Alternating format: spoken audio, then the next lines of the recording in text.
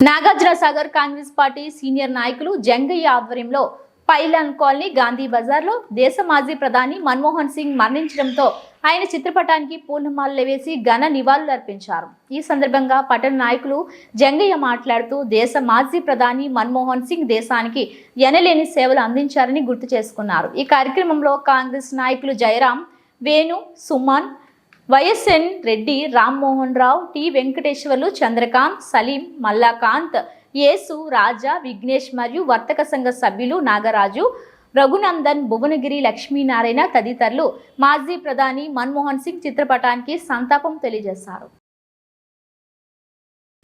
మాజీ ప్రధాని మన్మోహన్ సింగ్ గారు చనిపోవడం జరిగింది.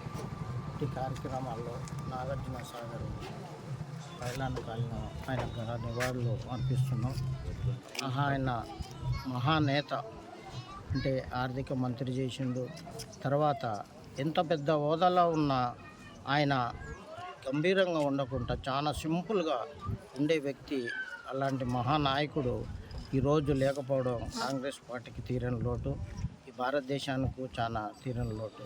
మంచి సలహాలు ఇచ్చుకుంటూ ముందుకు నడిపించే నేత లేకపోవడం చాలా బాధాకరంగా ఉందని మేము మనవి చేసుకుని జోహార్ జోహార్ అమర్ హై అమర్ హై అమర్ హై అమర్ హై అమర్ హై.